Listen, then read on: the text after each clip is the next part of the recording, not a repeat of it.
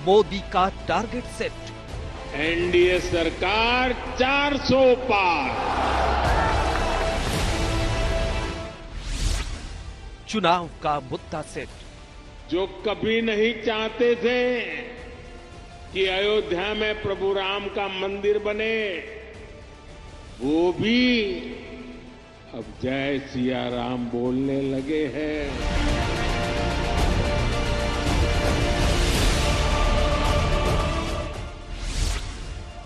विपक्ष का agenda set. BJP के लोग नफरत फैलाते हैं।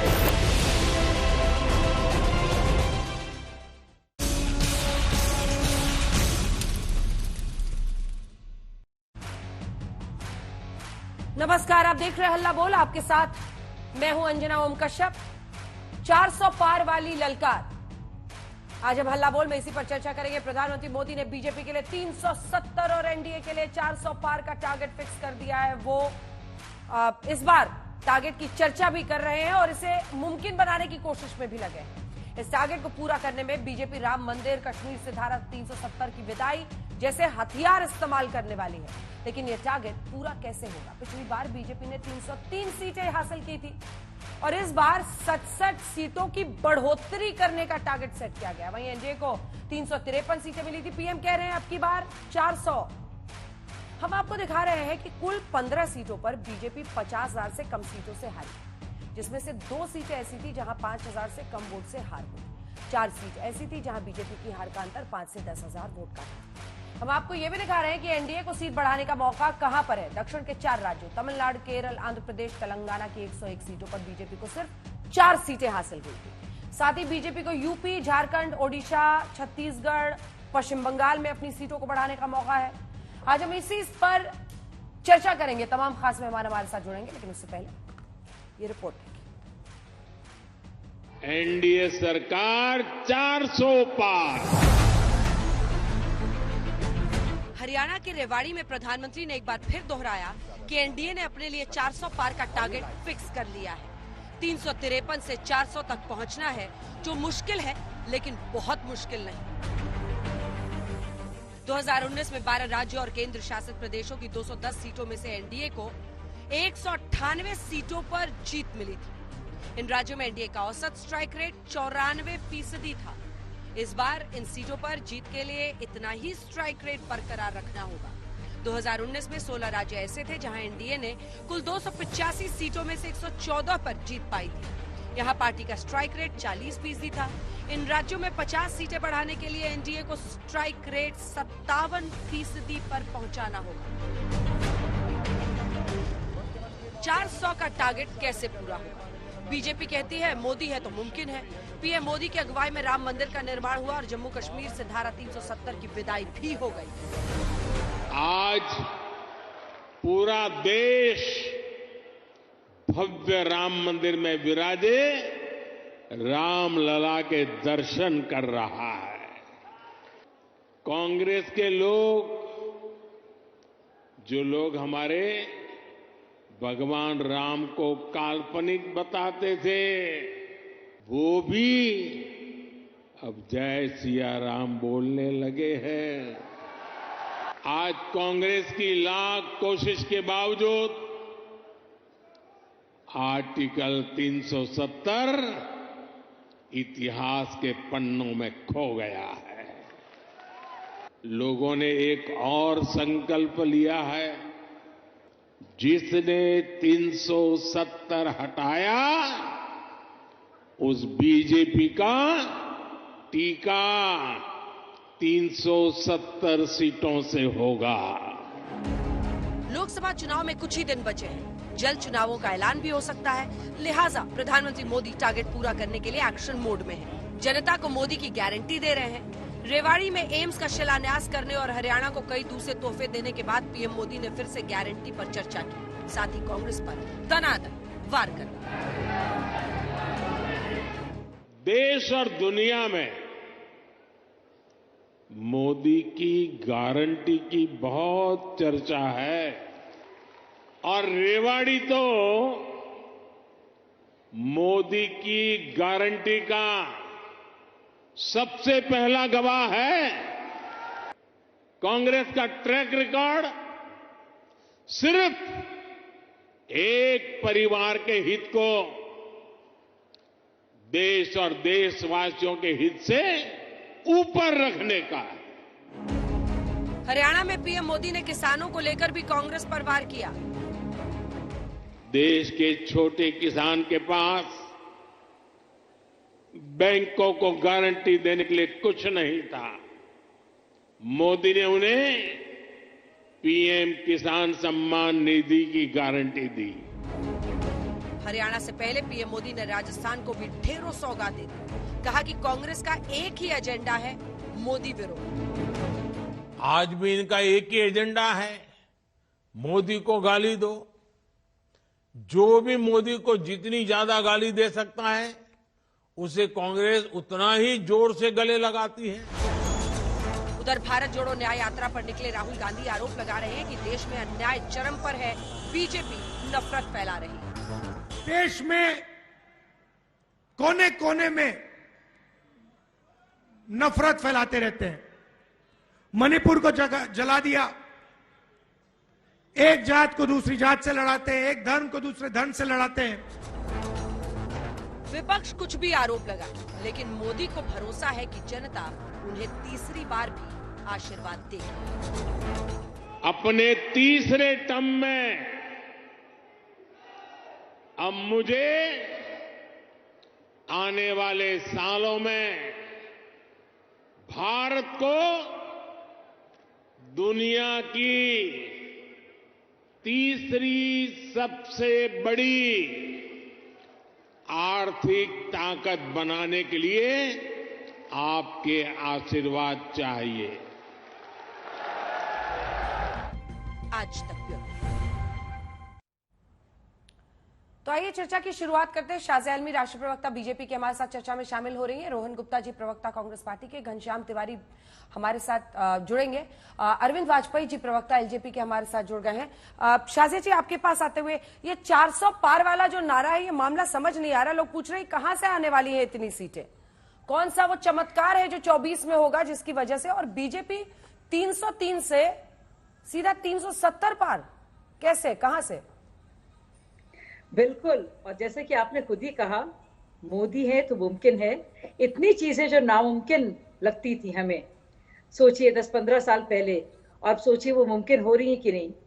370 की अगर बात की जाए, इस आर्टिकल को हटाने को लेकर क्या कोई सोच भी सकता था? क्या कोई सोच भी सकता था कि संभव है? लेकिन वो कुछ हुआ हमारे देश में जो वाकई में लग रहा है कि अगर कोई कर सकता है तो मोदी जी ही कर सकते हैं। आज सोचिए, आज के दौर में 80 करोड़ लोगों को, क्या आपके भी सोच सकती थी कि उनको फ्री में राशन खाना 5 किलो गेहूं और दाल मिलेगी? कोई सोच सकता है कि 25 करोड़ सबसे गरीब लोग बहुत ही गरीबी से निकलकर ऊपर आएंगे और उनका स्टैंडर्ड ऑफ लिविंग बेहतर होगा? कोई सोच सकता था कभी भी 10 साल पहले कि संभव होगा कि 50 करोड़ सबसे गरीब घरों में जनधन का खाता खुलेगा? तो इतना सब कुछ मुमकिन हुआ है। मुझे लगता है थोड़े वक्त की बात है। 470 भाजपा के लिए और 400 पार एनडीए के लिए, और ये किसी भी तरह से चुनावी नारा नहीं है, ना ही मोदी जी की सोच है। मुझे लगता है पूरा देश ये चाहता है कि, और यह वोट जो होगा, जो भाजपा के लिए जाएगा, वो घर घर के लिए जाएगा। ये वोट इस हाल में किसी एक खानदान के लिए नहीं जा रहा है, जो हमेशा जाता रहा है कांग्रेस परिवार में, ममता परिवार में, यादव परिवार में। ये वोट जा रहा है एक गरीब देशवासी के घर में, और इसीलिए यही है मोदी जी की गारंटी। और इसीलिए हम भी आश्वस्त हैं कि सब लोग अपने घर के लिए वोट करेंगे, यानी मोदी जी के लिए वोट करेंगे। वो आपका वोट आपके घर जाएगा, आपके परिवार को जाएगा, आपके बच्चों को जाएगा। और इसीलिए अब की बार 400 पार, इसीलिए अब की बार 400 पार। रोहन जी, कोई नारा तो आप लोग भी दीजिए, चुनाव करीब है, सन्नाटा दिख रहा है।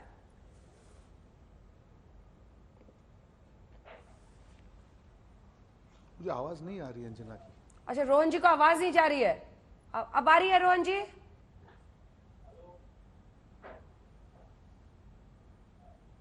ठीक है सर, आप फिर से आपको कनेक्ट करते हैं, शायद कुछ दिक्कत आ रही हो ऑडियो में। बस अगर आप हल्का सा भी सुन पा रहे हो तो मैं पूछ रही थी कि कोई नारा तो कम से कम, कुछ एनर्जी तो दिखे सामने से, कोई नारा सीट को लेकर कुछ ऐसी बात ही नहीं आ रही है।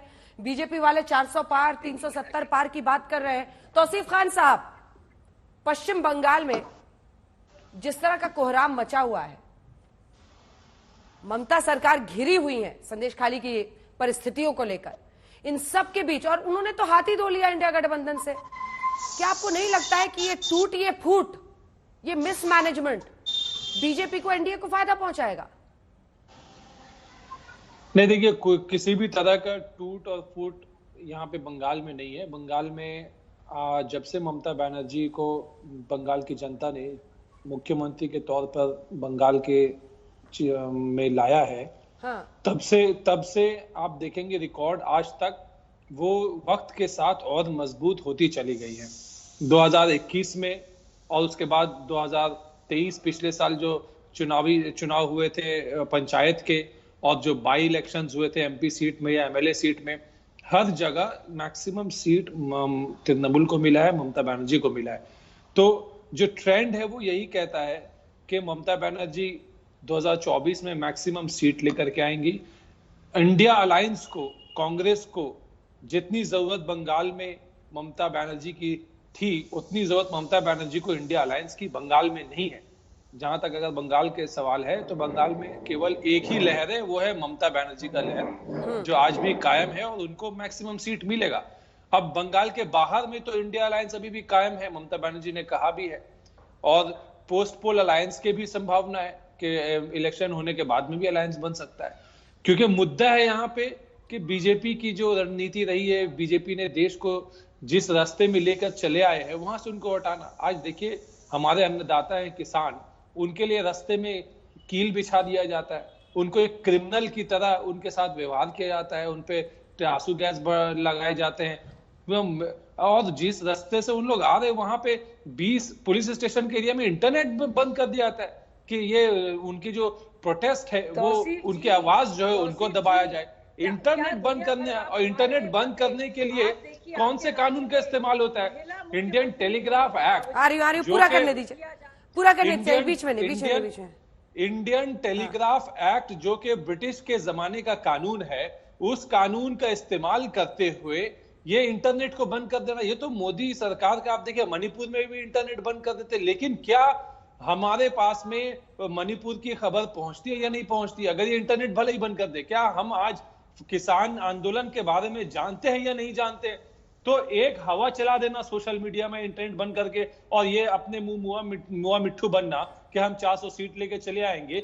जमीन तो खिसक रही है। अभी इलेक्टोरल बॉन्ड्स का भी फैसला आ गया। मोदी सरकार जो, देखिए हर कोई अपनी अधीर बाबू, सुनिए तौसीफ जी, अधीर रंजन भी पहुंचे हैं, और संदेश खाली का मुद्दा सिर्फ बीजेपी नहीं उठा रही है, ममता दी को अधीर बाबू भी घेर रहे हैं, और आप कह रहे टूट फूट ही नहीं है। नहीं ठीक है, अधीर बाबू ने पहली दफा तो कोई खिलाफ तृणमूल के खिलाफ कोई बयान नहीं दिया, क्योंकि उनका स्टेट पॉलिटिक्स रहा है। वो तृणमूल के अपोजिशन रहते हैं स्टेट पॉलिटिक्स में, अपनी वो पहचान बनाए रखना चाहते हैं, मुर्शिदाबाद की अपनी सीट बचाए रखना चाहते हैं। हाँ। आने वाले दिनों में क्या होगा वो तो जनता डिसाइड करेगी। लेकिन अधीर रंजन चौधरी के संदेश खाली जाने से कुछ नया कुछ नहीं है इसमें। सीपीएम वाले भी वहां पहुंचे थे, और एक बार रोहन जी बोल ले, फिर आप शाजिया जी इसका दोनों का जवाब दीजिएगा। एक बार रोहन जी के पास जाते हो। रोहन जी, कोई नारा तो दीजिए, कोई सीट का आकलन तो दीजिए, कुछ तो बताइए कि आप लोगों की क्या स्ट्रैटेजी है। ये तो तय है कि अपने दम पर शायद आपको विश्वास नहीं आया, तभी सबके साथ गठबंधन किया है। एनडीए ने भी गठबंधन किया है, वो टारगेट अलग अलग रख रहे हैं, 370 फॉर बीजेपी एंड 400 पार फॉर एनडीए। ऐसा कोई टारगेट आप लोग भी तो बताइए। देखिए, आपने कहा अंजना जी के स्लोगन, तो चलो स्लोगन से ही बात शुरू करते हैं कि नहीं होता दिख रहा सत्ता का सपना साकार, इसीलिए एजेंसियों को बना रहे हथियार। ये आज का भाजपा का स्लोगन है। क्यों मैं आपको बता रहा हूं अंजना जी, आज एक बड़ी घटना हुई जब कांग्रेस जैसी राष्ट्रीय पार्टी का अकाउंट फ्रीज कर दिया गया। क्यों?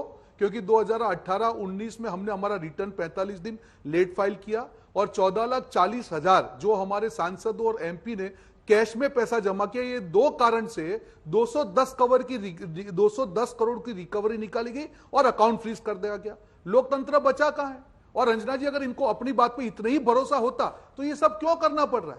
क्यों विपक्षी नेताओं को उठा उठा के एमपी बनाना पड़ रहा है? क्यों विपक्षी पार्टियों को तोड़ना पड़ रहा है? क्यों गठबंधन को तोड़ना पड़ रहा है? अगर उनको अपनी बात में, अपने काम पे भरोसा होता अंजना जी, तो ये मजबूरी नहीं होती। ये इनकी मजबूरी है कि विपक्ष को कैसे तोड़ा जाए, प्रताड़ित किया जाए, उनको किसी तरह से उनको मजबूर किया जाए कि या तो वो उनके साथ आ जाए, या तो लॉलीपॉप देके गाजर लटका के उसको ले लो, या एजेंसी के डर से ले लो। क्या ये विश्वास है इनका, या क्या इनकी गारंटी है? 2014 से पहले अंजना जी, जब सत्ता को कोई सवाल पूछता था तो लोकतंत्र का अधिकार माना जाता था, आज देशद्रोह माना जाता है। आज किसान हमारा अन्नदाता है, आज उसको देशद्रोही माना जा रहा है। तो ये परिवर्तन की कौन सी गारंटी है? देश नहीं समझ रहा है। और आपके माध्यम से देश को मैं कहना चाहूंगा, ये अहंकार इतना ज्यादा बढ़ गया है कि अगर कांग्रेस पार्टी के साथ ये हो सकता है तो किसी के भी अकाउंट पे भाजपा कल डाका डाल सकती है। ये देश की जनता को समझना जरूरी है। कोई भी एक इश्यू को बना के आप सारे इश्यू को खत्म करके लोकतंत्र की आवाज को जो कुचलने का काम कर रहे हैं, देश की जनता इस षड्यंत्र को बड़ी बाती जानती है। और आने वाले दिनों में जो इंडिया शाइनिंग का हाल हुआ था, यही गुब्बारा बनके 400 सीट का गुब्बारा फटने वाला है और भाजपा की असलियत देश के सामने आने वाली। ठीक है, वो इसे गुब्बारा करार दे रहे हैं। शाजिया जी इसका जवाब दीजिएगा। लेकिन रोहन जी, एक सेकंड शाजिया जी, अभी आपने कहा गाजर दिखा के ले जाते हैं, तो गाजर देखकर आपके साथी उधर चले क्यों जाते हैं? ये भी तो समस्या है। गाजर दिखाया, चल दिए। बिल्कुल, देखिए गाजर जो होता है ना, दो ऑप्शन होते हैं, या तो गाजर ले लो या चाकू ले लो। ठीक है, गाजर को ना बोलते ही पीछे चाकू दिखता है, तो फिर कई लोग फिर क्या गाजर या चाकू में से कुछ तो कुछ सिलेक्ट करना ही पड़ता है। तीसरा ऑप्शन है नहीं, तो करे क्या? या गाजर या चाकू, तो चल जाता है, फिर क्या करें? ठीक है, जवाब दीजिए अब शाजिया जी, जवाब दीजिए। क्या गाजर, मूली, बैंगन की आप बात करने लगे? यहाँ पे बहुत ही संजीदगी से बात हो रही है। क्या कुछ हो रहा है? आप ही कर रहे हो। आपने इल्जाम लगाया कि आपके खाते को फ्रीज किया गया है और वो डकैती भाजपा कर रही है। दरअसल आप चाहते ही नहीं कि कानून जो सर्वोपरि है सबके लिए, वो भाजपा हो या कांग्रेस हो, सबके लिए, दोनों के लिए उतना ही जिम्मेदार है और उतना ही उसकी जवाबदेही है जो भी हमारी कानूनी एजेंसियां हैं। अगर आप टैक्स भरेंगे नहीं, आप अपना बही खाता दिखाएंगे नहीं, आप उसकी ऑडिट करेंगे नहीं, आप चाहेंगे उसमें से खर्चा भी निकलेगा, उसमें कैश भी की रिकवरी होगी, आप उसका किसी तरह से अकाउंट हिसाब किताब पढ़ना नहीं चाहेंगे, फिर आप चाहते हैं किसी तरह से आपको छोड़ दिया जाए क्योंकि आप विपक्ष हैं, आप एक स्पेशल कैटेगरी में हैं। अरे हम विपक्ष हैं तो हम कुछ भी कर सकते हैं, क्योंकि हम कुछ भी करके भागेंगे, चोरी करेंगे, डकैती करेंगे, भ्रष्टाचार करेंगे, घोटाला करेंगे, होगा क्या? कह देंगे भाई राजनीति से प्रेरित है। ये तो बाकायदा आपके खाते से जाहिर है कि आपने खुद ही, और आप खुद मान रहे हैं इस बात को। दूसरी बात, तो जरूरी बात, हमारे दूसरे भाई साहब यहाँ पे क्या इलेक्टोरल बॉन्ड्स के बारे में। इलेक्टोरल बॉन्ड्स में जाहिर सी बात है सबसे ज्यादा पैसा भारतीय जनता पार्टी का है, 6% लगभग ज्यादा है, लेकिन उसकी उतनी सीटें भी हैं। और अगर इतना बुरा लग रहा था आपको इलेक्टोरल बॉन्ड्स का आइडिया भाई साहब, और पारदर्शिता की तरफ आपकी पूरी तरह नजर थी और निगाह थी, तो आपके लिए आपने क्यों 1000 करोड़ उसमें से ले लिया? आप भी मना कर देते कि भाई जो भी आ रहा है हमारे पास, ये पूरा आइडिया इतना खराब है, असंवैधानिक है, तो आप भी ना डालिए। वो 1000 करोड़ आप भी तो ले रहे थे। ठीक है, पर ये अरविंद जी एक सेकंड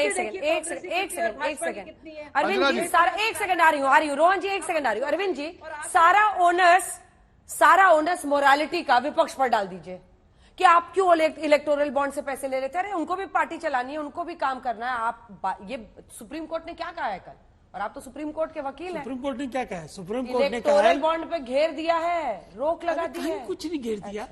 सुप्रीम कोर्ट का काम है कि कोई भी कानून अगर पार्लियामेंट बनाती है तो उसकी जुडिशियल स्क्रूटनी करे। Every act is to be made in conformity with the constitution of India. कोई पहली बार हो रही है। संवैधानिक कह दिया है। एक सेकंड प्लीज, संवैधानिक वर्ड ही यूज किया जाता है। अगर पॉलिसी में कोई डिफेक्ट है, अब इस पॉलिसी में डिफेक्ट क्या है कि राइट टू इंफॉर्मेशन एक्ट जो है उससे कॉन्ट्रेरी है। इसमें डिफेक्ट क्या है कि राइट टू प्राइवेसी एक्ट है उससे कॉन्ट्रेरी है। क्यों किया? तो एक second those defects can be cured, उसमें कहां दिक्कत है भाई? ये इसके पीछे मंशा क्या थी ये आपको समझना पड़ेगा। मंशा ये थी कि काले धन पे रोक लगाई जाए। मंशा ये थी कि जो इलेक्शन प्रोसेस में जो पॉलिटिकल पार्टियां पहले गलत तरीके से पैसा देती थी, कोर्ट ने क्या कहा? ये तो काले धन को इधर लाने का, क्विड प्रो को करने का साधन बना हुआ होगा। देखिए, कोर्ट की कोर्ट ने क्या फाउंडेशन कहा और है? बेसिस है जो सेटिसाइड करने की, वो मैंने आपको दोबारा बताता हूँ। Right contrary to right to information act number 1, contrary to the right to privacy act. और अगर ये पैरामीटर उस पॉलिसी में डाल दिए जाएंगे तो पॉलिसी दोबारा आ सकती है। देखिए, सवाल बड़ा इंपॉर्टेंट है, ये बड़ा इंपॉर्टेंट है।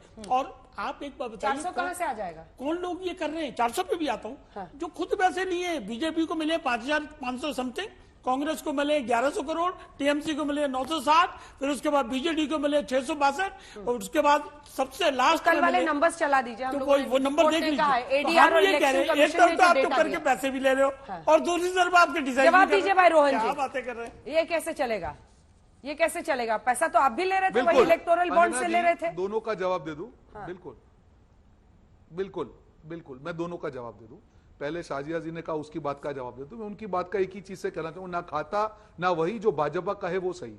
देखिए, देश में लॉज है, अगर कोई पार्टी या कोई भी व्यक्ति इनकम टैक्स रिटर्न टाइम से नहीं भरता तो उसके लिए पेनल्टी का प्रावधान है, जो हम मानते हैं, उसमें कोई बात नहीं। अगर कोई कैश डिपॉजिट होता है, प्रावधान है। आप पेनल्टी की जगह पे आप रिकवरी 210 करोड़ की लगा देंगे, कोई सुनवाई तो होगी। ये तो ऐसा हो गया अंजना जी कि क्योंकि हमारा सत्ता है, हमारी अहंकार है, हम कल किसी का भी अकाउंट फ्रीज कर दे। ये डर का माहौल देश में बना के रखा है अंजना जी। ये जो आज भाजपा जो सत्ता की बात कर रही है, टॉपिक बदल रहे हैं सर, टॉपिक बदल रहे हैं रोहन जी। लोकतंत्र बचा कहां पे? सर टॉपिक बिल्कुल, मैं आ रहा हूं, उस पे आ रहा हूं, उसी पे आ रहा हूं। अब इलेक्ट्रल तो आप भी ले रहे थे, बिल्कुल नहीं बदल रहा हूं। अब बीजेपी वाले कहते हैं कि चूंकि वो सत्ताधारी है, ज्यादा लोग उनको पैसा देते हैं। पैसा तो आप भी ले रहे थे, एक बार नंबर्स दिखाइए। बिल्कुल नहीं, बिल्कुल नहीं। बात यहाँ पे चंदा, ये देखिए 1123 करोड़ की बात नहीं कर रहे हैं। जो देगा चंदा उसको मिलेगा धंधा, मैं वही बता रहा हूं। जो देगा चंदा उसको मिलेगा धंधा। बात यहां पे ट्रांसपेरेंसी की। पहले दिन से, जब से इलेक्टोरल बॉन्ड स्कीम लॉन्च हुई, तब से कांग्रेस पार्टी विरोध क्या कर रही है कि सिर्फ एसबीआई को इसके बारे में मालूम हुआ। देश की जनता का अधिकार है कि जो भी किसी भी पार्टी को, जो भी व्यक्ति या कोई संस्था पैसे देती है, तो जनता का अधिकार है, क्योंकि ये सार्वजनिक मुद्दा है, ये लोकतंत्र है। देश की जो पार्टियां, अगर इसको इनकम टैक्स एग्जम्पशन मिला हुआ है तो उसको जो पैसा मिलता है देश की जनता को मालूम होना चाहिए। हम यही तो बात कर रहे हैं। और आप कह रहे हैं कि क्यों? अरे भाई, अगर आपने स्कीम किया है, अगर इसका मतलब ये हो गया कि मुझे इनकम टैक्स का स्लैब पसंद नहीं है, तो मतलब इनकम टैक्स का स्लैब नहीं भरूंगा। स्कीम तो आपकी सरकार की है। और पहली बार देश के इतिहास में पहली बार हुआ है कि देश के सुप्रीम कोर्ट ने सरकार के नियम को असंवैधानिक किया गया। शाजिया जी, आपसे सवाल पूछता हूं कि आपकी सरकार को इस्तीफा नहीं देना चाहिए? एक्शन तो आपकी सरकार के खिलाफ होना चाहिए। जो अनकॉन्स्टिट्यूशनल है, उस स्कीम को आप लेके चल रहे हैं। 6,000 करोड़ से ज्यादा पैसे आपने इकट्ठे किए। आपको जवाब तो आपसे लेना चाहिए संस्थाओं को। रोहन जी, मैं आप ही के सवाल का जवाब दे रही हूँ। ठीक है, शाजिया जी जवाब दीजिए। उसके बाद सर थोड़ा सा डेटा निकालिए कि आप लोग कैसे बहुमत पाएंगे। रोहन जी, उस पर भी आना चाहिए। हाँ ठीक है, शाजिया जी। देखिए, सबसे पहले मैं रोहन जी, वो भी रेडी है, आंकड़ा रेडी है अंजना जी। ठीक है, इसके बाद शाजिया जी। रोहन जी, सबसे पहले मैं आपको बता दूं कि जो आप बात कर रहे हैं कि इसमें किसी तरह से पारदर्शिता की कमी थी। पहले क्या इश्यू था? काले धन को लेकर इश्यू था, और लोग क्या करते थे। मैंने इस पर बहुत काम किया है, इसलिए मैं इसके बारे में सब कुछ जानती हूँ। 20,000 रुपए से ज्यादा जो भी होता था उसकी जवाबदेही होती थी। लोग उसके लिए क्या करते थे? जो रजिस्ट्रेशन होता था उसके लिए लोग क्या करते थे? 19,999 के बहुत सारा चंदा दे देते थे और कैश से कम माना जाता था। अब इसी बात को, एक तो है कि आप चंदा दे रहे हैं ब्रीफ केसों में और लोड करा रहे हैं पार्टी ऑफिसेस के रेयर ऑफिस में। यहाँ पे हो रहा है कि इलेक्टोरल बॉन्ड के जरिए स्टेट बैंक ऑफ इंडिया के जरिए खरीद रहे हैं वो बॉन्ड, और वह पैसा इस्तेमाल हो रहा है इलेक्टोरल काम में, यानी कि चुनावी काम में। यानी कि सारा की सारा पैसा कैश में नहीं है, चेक के जरिए डाला जा रहा है स्टेट बैंक ऑफ इंडिया में। सोचिए इसका क्या असर पड़ रहा है। और जिसको जानना है, यानी कि अगर कभी जरूरत पड़ी किसी खास चीज के लिए, उसकी इंफॉर्मेशन सबको दी जाएगी, लेकिन कम से कम कैश का इस्तेमाल नहीं है। चुनावी जो पूरी तरह से जो हमारी फाइनेंशियल इंस्टीट्यूशंस है उसमें पैसा जा रहा है, उसका लेखा जोखा है, पूरा डिजिटल उसका ट्रेल है। ये कहीं से भी कैश को देकर पैसे को और किसी तरह की अकाउंटेबिलिटी को खत्म करने वाली जो पहले वाली बात थी, ये वो खत्म करता था। ये सिस्टम उस सिस्टम से बेहतर था। और बहुत से डोनर ऐसे चाहते हैं जो कैश में भी देते होंगे, सुप्रीम कोर्ट ने नहीं समझी ना आपकी ये गोपनीयता बनी रहती थी। नहीं, सुप्रीम कोर्ट ने कुछ और ही कहा है, हम उसका सम्मान करते हैं। ठीक है, सुप्रीम कोर्ट ने बिल्कुल नहीं माना ये। राइट टू प्राइवेसी और राइट टू इंफॉर्मेशन दोनों मौलिक अधिकार हैं। और उन दोनों के बीच में तकरार है और इसीलिए इसको समझना होगा। और एक तरह से रिप्रेजेंटेशन किसी भी डोनेशन में ओपेसिटी आ जाए, ठीक है, पारदर्शिता खत्म हो जाए। ठीक है शाजी जी, डोनर्स जो पैसा थोड़ा आज के टॉपिक पे आते हैं। नेता के आधार पर वो पैसा दे रहे थे। ठीक है, मैं समझ गई आपकी बात और जनता भी समझ रही होगी, लेकिन कोर्ट ने इसको खारिज कर दिया है। बिल्कुल, सूचना के अधिकार के खिलाफ मानते हुए इसको असंवैधानिक करार दिया है। अब वापस टॉपिक पर आते हैं। देखिए, वो अति आत्मविश्वास में है, वो तो ऐसे बस नंबर्स बोल रहे हैं, लेकिन ये सच्चाई ऐसा 2 बार से लगातार अपने दम पर बहुमत ला रही है बीजेपी, और एनडीए भी काफी आगे है। नीतीश कुमार भी उधर चल गए हैं। सिर्फ महाराष्ट्र में इनके लिए बहुत बड़ा चैलेंज है, क्योंकि वहां शिंदे गुट है वर्सेस उद्धव ठाकरे, अजित पवार गुट है वर्सेस शरद पवार गुट। लेकिन वो एक टारगेट तो सेट कर रहे हैं। आपका तो टारगेट ही नहीं पता चल रहा है रोहन जी, किन स्टेट से आप लाएंगे स्पष्ट बहुमत, और अगर स्पष्ट बहुमत लाएंगे तो बाकियों के साथ अलायंस। मैं जवाब दे दूं, मैं आकर देखिए, बिल्कुल आपने अच्छा सवाल पूछा और मैं हवा पानी वाली बात नहीं करूंगा, मैं रियलिस्टिक बात करूंगा। देखिए, आज प्रधानमंत्री जी ने एक आंकड़ा दिया, उस आंकड़े में 2 विरोधाभास है। आज की अगर भाजपा की स्ट्रेंथ देखें, 290 सीटें उनकी है लोकसभा में, ठीक है, और अगर प्रधानमंत्री जी ने 370 किया है तो पहले सवाल तो उनको आना चाहिए कि 80 सीटें कहां से आएगी, क्योंकि जिस हिसाब से हिंदी हार्टलैंड में उनकी सीटें आई थी, कहीं पे कोई स्कोप नहीं बचा, तो 80 सीटें कहां से आएगी। दूसरी बात, उन्होंने कहा एनडीए का टारगेट 400। अब मैं जो आपकी एनडीए की पार्टियां हैं, मेरी बात खत्म करने दीजिए, 400 सीटें। अब एनडीए की जो पार्टियां, उनके लिए खतरे की घंटी बता रहा हूं मैं। अगर आज एनडीए की जो पार्टियां इनके साथ है उनकी सीटें गिनता हूं तो 47 सीटें हैं। मतलब मोदी जी ऑलरेडी उनको 17 सीटें कम कर चुके हैं। साथियों, नीतीश जी, जितने भी साथी गए हैं तोड़ मोड़ के डर से, जरा समझ लीजिए। और ऐसी 22 पार्टियां हैं जिनकी एक भी सीट नहीं है, तो अगर मैं उनकी एक एक भी सीट गिनता हूं, मैं आ रहा हूं, मैं मेरी बात पे आ रहा हूं। और बोलने दीजिए, बोलिए, सुनिए, अब बीच में, ठीक है, बीच में मत बोलिए ना शाजिया जी। इतनी घबराहट ठीक नहीं है, इतनी घबराहट ठीक नहीं है। आप थोड़ी सी सेंसिबल है, आपसे अपेक्षा करता हूं बीच में। तो अगर मैं 400 सीटें गिनता हूं, 30 सीटें एनडीए की हैं, 22 पार्टियां हैं, तो अगर मैं 52 सीटें भी गिनता हूं तो एनडीए का टारगेट प्रधानमंत्री जी ने कम कर दिया। अब मैं आ रहा हूं कांग्रेस पार्टी पे। अंजना जी, हम लोग बिहार की बात करें, महाराष्ट्र की बात करें, तेलंगाना की बात करें, कर्नाटका की बात करें, बंगाल की बात करें, ये ऐसे स्टेट्स है जहां पे करीब 185 शाजिया जी आवाज नहीं जा रही है। आई एम सॉरी, मुझे आपको म्यूट करना पड़ा है। एक second sir, 152। Shazia ji please mute करना पड़ रहा है, क्योंकि 2 लोग हैं और आप स्काइप पे भी हैं। आपकी आवाज आएगी तो फिर ऑडियो में प्रॉब्लम होती है। Please please bear with us. हम लोग आज तक पे शाउटिंग मैच नहीं करते हैं। मैं आपको मौका दूंगी, मेरा वादा है, पर उनको पूरा करने दीजिए। रोहन जी, 185 में से 152 सीट अंजना जी कैलाश बार भाजपा की थी।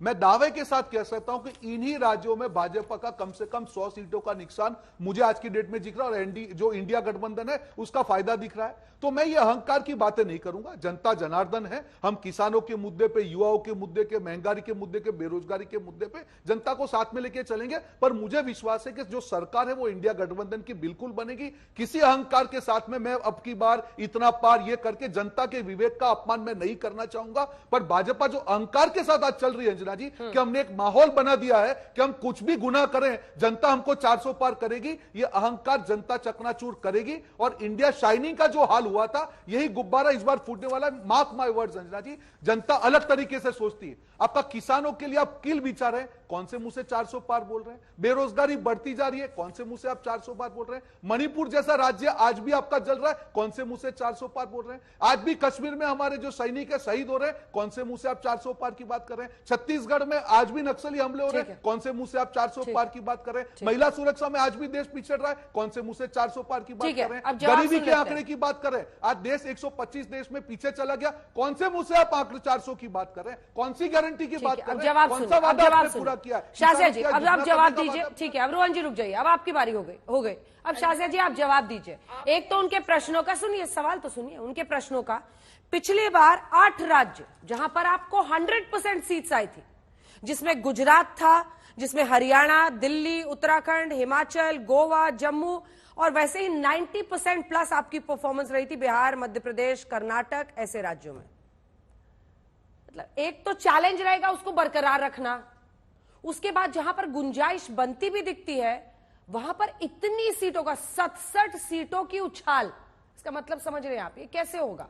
जी कौन बिल्कुल, से राज्य बिल्कुल कहाँ पर अंजना जी, होगा? पहले मैं आपकी हाँ। बात का जवाब दूंगी, फिर रोहन जी की बात का जवाब दूंगी। ठीक है। जैसे कि आप बता रही थी और आप दिखा भी रही थी कि इन 12 राज्यों में अभी 40% स्ट्राइक रेट है और 57 की जरूरत है। मैं आपको बता दूं और मैं आश्वस्त आपको करना चाहती हूँ कि जिस तरह से माहौल है, जिस तरह से मूड है, जिस तरह से लोगों की भावना इस वक्त है, वो पूरी तरह से 60% से भी ज्यादा स्ट्राइक रेट होगा उन राज्यों में जहां पे 40% रेट है, स्ट्राइक रेट है।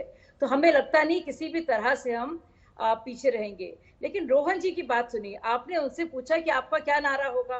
उन्होंने भारतीय जनता पार्टी पर इतना अध्ययन किया है, इतनी मेहनत मशक्कत की है कि उनका पूरा काम सिर्फ भारतीय जनता पार्टी के मुखालफत करना है। यानी कि क्या, और यही इसी में जीत है। इसी से हमें जो नसीहत मिलती है और उनकी पार्टी को और जनता को, कि क्या है कि उनके पास कुछ कहने के लिए नहीं है भारतीय जनता पार्टी के लिए। हम बात करते हैं तो बताते हैं, चाहे वो अन्नदाता हो, चाहे वो हमारी महिलाएं हो, चाहे गरीब से गरीब हो, उनके लिए क्या हुआ है और क्या किया जा सकता है, क्या आगे का रोड मैप है। अगर जरा सी भी जितनी मेहनत राहुल गांधी जी ने की है और उनके साथियों ने की है, रोहन जी जैसे लगातार गाली गलौज बकनी करने की मोदी जी के खिलाफ या भाजपा के खिलाफ और बताने की, और जो नकारात्मक राजनीति की है उन्होंने, लोग उससे पीड़ित हैं। लोग चाहते हैं सकारात्मक राजनीति हो, और इसीलिए जो इनकी भी बनी बनाई सीटें थी जहां पे इनको बहुत ही शौक और गुरूर था कि वो हमारी है, आप देखेंगे वहां से भी छठ की सीटें आएंगी और भारतीय जनता पार्टी की झोली में जाएंगी, क्योंकि लोग समझ गए हैं कि इनके पास सिर्फ नकारात्मक राजनीति और मोदी जी के खिलाफ अपशब्द ही हैं। कोई भी सटीक और मजबूत प्रोग्राम या एक कोई रणनीति देश में लोगों तक पहुंचने की नहीं है। क्या संदेश जाता है? आपका चैनल इतना बड़ा चैनल है, इन्होंने एक बार भी बताया कांग्रेस क्या करेगी? एक बार भी नहीं, सिर्फ भाजपा की बुराई। और यही कारण है, लोग जब देखते हैं, लोग जानते हैं ये मोदी ही है एक शख्स जो कुछ करके दिखाएगा, जिसकी वजह से हमारे घर में बेहतरी होगी। और आप एक एक करके देखिए, जो भी हमारी जो आप देख रहे हैं जी, इस राजनीतिक संदेश है, हम लोगों के पास जा रहे हैं और बता रहे हैं ये हमारा वादा था, ये हमने किया है, ये हमारी प्रॉमिस थी, ये हमारी डिलीवरी है। और इस डिलीवरी की वजह से लोग एक बार नहीं, दो बार नहीं, तीसरी बार फिर से ये सोचकर कि मोदी की गारंटी है, हाँ। ये इंसान भला है, इसको वोट देंगे तो हमारा पैसा हमारे घर में आएगा, इनको वोट दे देंगे तो हमारा पैसा इनके खुद के खानदानों के घर में जाएगा। हाँ। ये अंतर है, और इसीलिए रोहन जी के पास कोई भी जवाब नहीं होता है। आर और पार में 400 पार इधर है और आपका 40 आर, यानी कि इस तरफ 40 से भी कम सीटें मुझे लगता है कांग्रेस को मिलेगी। और उसके के बारे में अगर जरा सी मेहनत कर लेते राहुल जी तो उनके पार्टी के साथ कम अन्याय होता। ठीक है, तौसीफ खान साहब, एक बार मैं आपके पास आना चाहती हूँ, फिर अरविंद जी आपके पास। तौसीफ खान साहब, कई मुद्दों पर आप लोग बीजेपी को घेरना भी चाहिए। मणिपुर की गूंज हर रोज सुनाई देती है और सुनाई देनी भी चाहिए, लेकिन संदेश खाली पर क्या? वहां पर अगर लोकल महिलाएं ये आरोप लगाती हैं और उधर वो शाहजहां को डिफेंड करते हुए ममता बनर्जी दिखाई देती है। आखिर क्या ऐसा हो गया है कि आप लोग महिलाओं की बात सुनने को तैयार नहीं है? ये मामला यौन उत्पीड़न का है साहब, आप लोगों ने मजाक बना रखा है। ये उनके स्टेट का है, मतलब महिला harassment of women, crime against women को भी आप लोग BJP state, non BJP state के चश्मे से देखते हैं, और एक मुख्यमंत्री उस पर एक्शन लेने को तैयार नहीं है। अंजना जी, पहली बात तो ये है कि पूरे देश में एक अकेली महिला मुख्यमंत्री है, ममता बनर्जी, और उनसे ये कहना कि वो एक वुमेन एट्रोसिटीज के अगेंस्ट में मजाक के तौर पे लेंगे, ये अपने आप में एक गलत सोच है। पहली बात कि जब ये मामला संदेश खाली का सामने आया तो ममता बनर्जी ने सबसे पहले एक अपने 10 police officer, senior police officer जो कि लीड कर रही हैं, जिनको डीएसपी, डीआईजी रैंक के ऑफिसर जिनको लीड कर रही हैं सीआईडी की, सारे के सारे 10 महिला पुलिस ऑफिसर्स हैं, इनको उन्होंने भेज दिया संदेश खाली में। दूसरी तरफ उन्होंने स्टेट वुमेन कमीशन की टीम को भेजा। तीसरी तरफ उन्होंने डेलीगेशन भेजा है तृणमूल के जो सीनियर एमएलएज हैं असेंबली के, उनको भेजा है। और जो स्टेट पुलिस को जहां पे देना चाहिए, जो बंदोबस्त करना चाहिए, वो उन्होंने करके रखा। अब ऐसा बंदोबस्त किया गया है। पहली बात कि जब ये मामला सामने आया तो इसका इन्वेस्टिगेशन होना चाहिए, जो कि पुलिस पार्टी वहां पे इन्वेस्टिगेशन कर रही है। लेकिन इसका राजनीतिक मुद्दा बना करके देश में बंगाल स्टेट में संदेश खाली में दंगा करना, यह भी रोकने की जिम्मेदारी ममता बनर्जी पे है। तो ये जो बीजेपी के नेता वहां बार बार इसको पॉलिटिसाइज करके वहां घुस करके माहौल खराब करने की बात कर रहे, ममता बनर्जी ने असेंबली में कहा कि सरस्वती पूजा के टाइम पे ये पूरा कॉन्स्पिरेसी था, आरएसएस की टीम वहां पर मौजूद है, उनका बेस है, पूरा कॉन्स्पिरेसी था माहौल खराब करने का, जिसको ममता बनर्जी ने रोका। आप देखिए कि डोर टू डोर विजिट कर रही हैं विमेन, ऑल विमेन पुलिस है, ये 10 पुलिस की टीम है, ये 10 पुलिस मेंबर की team door to door visit कर रही है संदेश खाली में, और उनको अब तक सेक्सुअल एक्सप्लॉयटेशन का कंप्लेंट नहीं है। हाँ, दूसरे कंप्लेंट है, 17 अरेस्ट किए गए हैं इस मैटर में। हम फिर आप कैसे कह सकते हैं कि भाई हम मजाक में ले रहे हैं? क्या स्टेट वुमेन कमीशन को भेजना 10 महिला पुलिस ऑफिसर की टीम को बना करके फौरन वहां पे भेजना इन्वेस्टिगेट करने के लिए, क्या ये मजाक की बात है? आप बोले कि एक डेलीगेशन तृणमूल की तरफ से भेजा जा रहा है, क्या ये मजाक की बात है? तो फिर इस तरह के इल्जाम बीजेपी तो केवल अपने राजनीति के लिए लगाती है ना। जवाब दीजिए बीजेपी को यहाँ पे सिर्फ राजनीति करना है। जवाब दीजिए इसका। देखिए, मुझे बहुत ही अफसोस के साथ कहना पड़ रहा है अंजना जी, मुझे ये कहना है आपसे, देखिए नेशनल कमीशन ऑफ विमेन की जब इंक्वायरी टीम गई है, औरतों ने लिखवाया है, संदेश खाली ग्रामवासी नाम से जो जॉइंट स्टेटमेंट गया है उसमें बाकायदा रिपोर्ट्स हैं, और रिपोर्ट जब करके औरतें वापस आती हैं, लौट कर आती हैं, कहती हैं, हाथ पैर जोड़ती हैं और कहती है मेरा नाम हटा दीजिए। क्यों पूछा जाता है क्यों आप नाम हटाना चाहती हैं, रिपोर्ट वापस लेना चाहती हैं? बताएं वो औरतें क्या कहती हैं? हमें अपनी जान का खतरा है। शाहजहां अभी भी फरार है, दोनों साथी उनके अभी भी फरार हैं। जिस तरह की बातें आ रही हैं, और क्या जवाब दिया जाता है ममता बनर्जी की तरफ से और उनकी नई जो राज्यसभा की सांसद बन गई है, क्या जवाब दिया जाता है? अरे रेप नहीं हुआ है, थोड़ी बहुत लूटमार हुई है, थोड़ा मोलेस्टेशन हुआ है, थोड़ा उनके साथ बदसलूकी हुई है, हाँ उनको टीएमसी के दफ्तर में डाला गया है, पर बलात्कार नहीं हुआ है, थोड़ा छेड़छाड़ी हुई है। सोचिए क्या सोच है। मतलब मुझे यकीन नहीं आता इस दौर में इस वक्त हम ऐसी बात कर रहे हैं कि बाकायदा ये कहा जाता है रिपोर्ट में कि नहीं बलात्कार तक बात नहीं आई थी, उसके थोड़ा नोच खसोट हुई थी, गाली गलौज हुआ था, कुछ महिलाओं को धमकाया गया था, कुछ को निकाला गया था, कुछ को दफ्तर में डाला गया था टीएमसी के, हाँ उनसे थोड़े मीनियल काम, झाड़ू पोछे के काम कराए गए थे, लेकिन रेप नहीं हुआ था। ये सोचिए, ये जवाब आ रहा है। और वो औरतें रो रो के कह रही है, इतने वीडियोस हैं उसके, और सब कहा जा रहा है वो झूठ बोल रही है। आप साथ ना दीजिए, लेकिन कम से कम उनको झूठा तो नहीं करार दीजिए। महिलाएं हैं, बुरी हालत में हैं, और मुझे लगता है इतनी शर्मनाक की बात है। बार बार आपने जब कहा है ब्रजभूषण के बारे में, हम लोग बोले, हम लोग ने कहा है नहीं, पूरी तरह से कार्रवाई होनी चाहिए। और अब आपके सामने तौसीफ जी, आपके सामने आप देख रहे हैं, एक नहीं दो नहीं 20 महिलाओं के बाकायदा रिकॉर्डेड बयान आ रहे हैं सामने, और आप उन्हें झुटला रहे हैं। और कितनी बुरी हालत में वो औरतें हैं, और बार बार वो गुहार लगा रही हैं, लेकिन शाहजहां फरार है। ऐसी क्या मजबूरी आपकी है कि आपको गुंडों का पालन पोषण करना पड़ रहा है, उनको संरक्षण देना पड़ रहा है? आप सोचिए इस बात को, गौर कीजिए तौसीफ जी। मुझे आपसे उम्मीद नहीं थी कि आप ऐसी बात को डिफेंड करेंगे। ठीक है, छोटा सा जवाब तौसीफ जी, सिर्फ 2 लाइन का। देखिए अंजना जी, वहां पे जो लोकल मीडिया वाले भी जो है बाइट ले रहे हैं, और मैंने कुछ बाइट को सुना भी है, जो चेहरे को ढक करके बंगला में उन्होंने कहा है कि उनका डिस्प्यूट ये था कि जॉब कार्ड का पैसा जो उन्हें मिलता था उसमें से वो कुछ वहां के लोकल लड़के जो पॉलिटिकल पार्टी को कहते हैं कि हम पार्टी वर्कर हैं, वो उनसे पैसा कुछ वापस ले लिया करते थे। जैसे एक महिला ने बताया कि हमें 3000 आया, उसमें से 2000 उन्होंने वापस ले लिया। तो ये डिस्प्यूट है, और ऐसे कंप्लेंट्स हैं, और 17 अरेस्ट किए गए हैं। लेकिन मैं यही कह रहा हूं कि जो नेता जो शेख शाहजहां है, ये कहाँ है? ये आपको राज्य में मिल ही नहीं रहा है टीएमसी का नेता?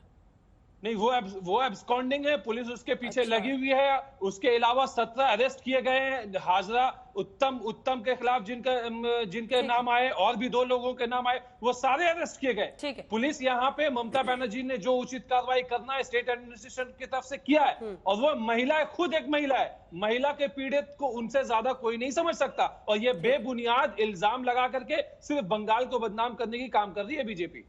ऐसे ही सब बोलते हैं, कोई कहता है यूपी को बदनाम कर रहे हैं, कोई कहता है बंगाल को बदनाम कर रहे हैं, लेकिन दरअसल ये अपराध महिलाओं के खिलाफ जो है जिस संगीनता के साथ लेना चाहिए उसमें बहुत कमी दिखाई देती है। लेकिन वापस आते हुए ये जो टारगेट सेट हो रहा है, देखिए जो अभी के मुद्दे रहते हैं वो डिसाइड करते हैं, बहुत सारे वोटर्स फेंस सिटर्स भी होते हैं अरविंद जी, और उनकी नजर रहती है कि हमें किस तरफ जाना है, कौन सी पार्टी उनको ज्यादा कन्विंसिंग लगती है।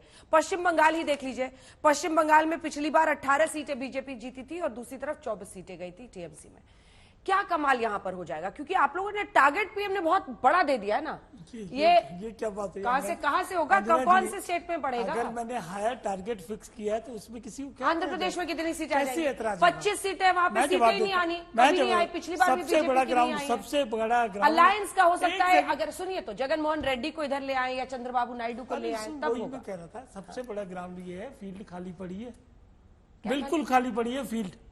इन लोगों ने ये तय किया था कि अगर मोदी को हराना है तो सब इकट्ठे होना पड़ेगा, नंबर 1, और 1 to 1 देना पड़ेगा। क्या हुआ उसका? एक एक करके पहली बात तो बन ही नहीं पाया गठबंधन, नाम दिया इन्होंने इंडी, बस उसके बाद कुछ नहीं हो पाया। नीतीश कुमार जो इसके फाउंडर थे, जो बड़े शिल्पकार थे, ये बनाया इन्होंने, चले गए। अच्छा चिराग जी, पहले उसमें नीतीश बाबू पे बोल रहे, चिराग जी हमने सुना अंदर से नाराज, मतलब ठीक है नाराज हो। अब सबसे पहले 2014 से लगातार साथ सीट शेयरिंग हो गई, किसको कितनी सीटें मिलेंगी? सब जो हमारी तय है वो हमको मिल जाएंगी, हमें कोई मिल जाएंगे, बिल्कुल मिलेंगी, पहले बात कर ली, डंके की चोट पे मिलेंगी। अच्छा आइए, नीतीश कुमार चले गए, ममता जी चली गई, केजरीवाल ने अनाउंस कर दिया, RLT के जयंत बाबू चले गए। क्या आ गए, बोलिए आपकी तरफ गठबंधन से चले गए, मैं उनकी बात कर रहा हूँ। फारूक अब्दुल्ला साहब चले गए, उनसे पूछा गया इंडिया में आएंगे तो चुप रह गए, बोले कुछ भी हो सकता है। स्टेटमेंट दिए कि उन्होंने कहा स्टेटमेंट लड़ूंगा, उसके बाद आप देखिए क्या होने वाला। अच्छा, ये शरद पवार थे महाराष्ट्र में, ये भी कांग्रेस में मर्ज हो गए नहीं हो गए। तो हम ये कह रहे हैं कि जब फील्ड ही खाली पड़ा है तो 400 का टारगेट तो आएगा। आप पूछो क्यों आएगा, अब उसमें भी थोड़ा सा बोल देता हूँ। इसमें कोई काट नहीं है इनके पास।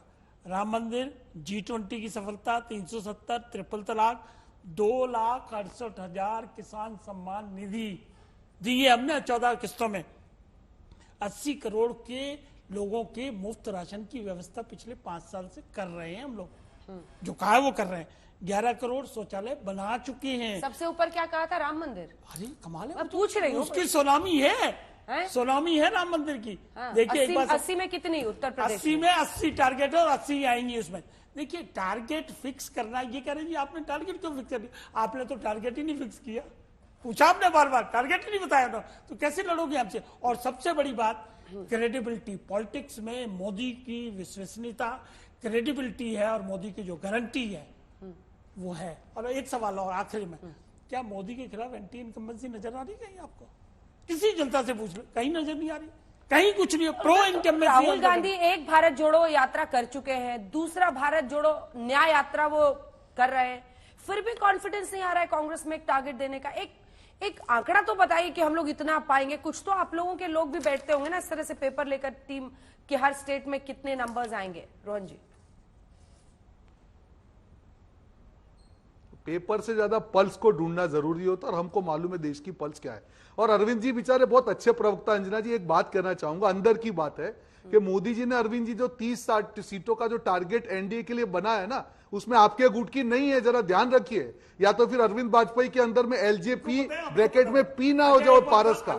जरा आप अपनी सीट संभालिए, मोदी जी की सुनामी में आपकी सीट ना चली जाए, पहली बात। दूसरी, मजाक की बात कर रहा हूं, अरे अरविंद जी मजाक की बात कर रहा हूं, मेरी बात खत्म कर लूं। अंजना जी, यहाँ पे कभी हम लोग देख रहे हैं कि बीजेपी बात कर रही है 400 पार, ये अहंकार आप देखिए। आप जो गारंटी की बात कर रहे हैं, 2 करोड़ नौकरियों हर साल देने की बात, तो किसकी गारंटी थी?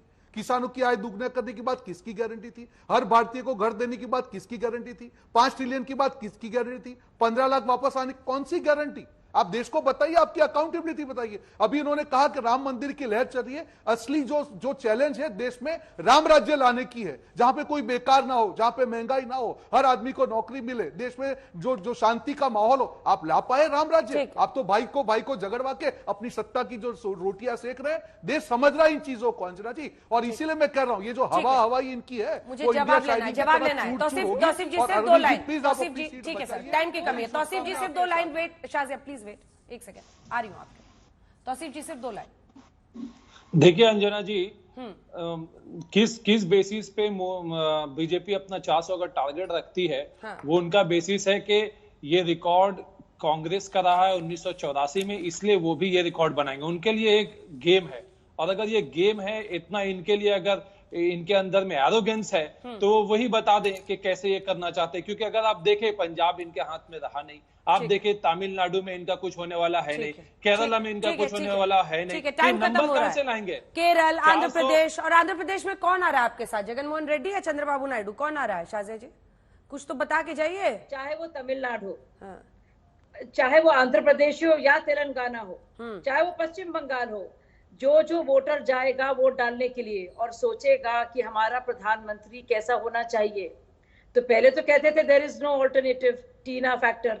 अब सोचिए कितना भयावह वो दृश्य है कि अगर कोई सोच ले कि वो रीटा फैक्टर अगर आ जाए कि राहुल इज द ऑल्टरनेटिव, या ममता जी को लेकर कि मीटा इज द ऑल्टरनेटिव, यानी कि घूम फिर कर टीना फैक्टर। इसको आप कह रही हैं, इसी वजह से नरेंद्र मोदी को वो चुनेंगे। बहुत बहुत धन्यवाद आप सभी का। वक्त इतने की इजाजत देता है, इसीलिए आपको बीच में काटना पड़ा। देखते रहिए आज तक।